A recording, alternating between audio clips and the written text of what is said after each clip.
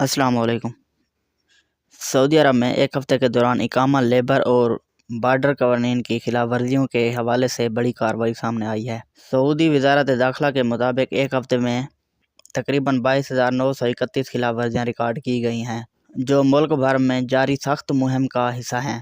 اسی طرح حالیہ رپورٹس میں بھی بتایا گیا ہے کہ ایک ہفتے میں 20,000 سے زائد افراد اقامہ لیبر اور سرحدی قوانین کی خلاف ورزی پر پکڑے گئے۔